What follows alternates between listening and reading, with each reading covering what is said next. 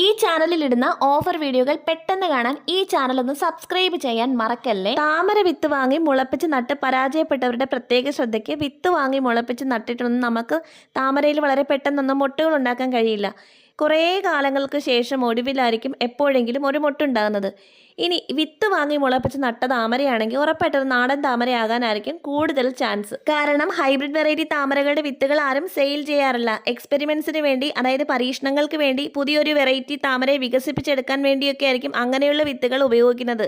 അതുകൊണ്ട് തന്നെ അങ്ങനെയുള്ള വിത്തുകൾ, അതായത് ഹൈബ്രിഡ് താമരകളുടെ വിത്തുകൾ ആരും സെയിൽ ചെയ്യില്ല. പിന്നെ പരീക്ഷണങ്ങൾ ചെയ്യാൻ വേണ്ടി ഹൈബ്രിഡ് താമരയുടെ വിത്ത് മുളപ്പിച്ച് നട്ടാലും കുറേ നാൾക്ക് ശേഷമായിരിക്കും അതിൽ മൊട്ടുണ്ടാകുന്നത്.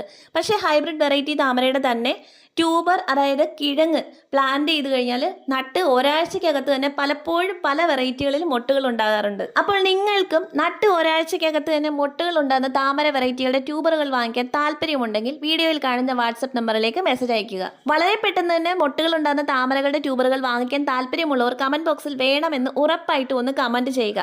കൂടാതെ ഈ വീഡിയോ നിങ്ങൾക്ക് ഇത്തിരിയെങ്കിലും ഉപകാരപ്പെട്ടിട്ടുണ്ടെങ്കിൽ, ഇത്തിരിയെങ്കിലും ഒരു അറിവ് നിങ്ങൾക്ക് കിട്ടിയിട്ടുണ്ടെങ്കിൽ ഉറപ്പായിട്ടും ഈ വീഡിയോയ്ക്ക് ഒരു ലൈക്ക് കൊടുക്കുക. വീഡിയോ ഇഷ്ടപ്പെട്ടിട്ടുണ്ടെങ്കിൽ ലൈക്ക് കൊടുക്കുക, കമന്റ് ചെയ്യുക.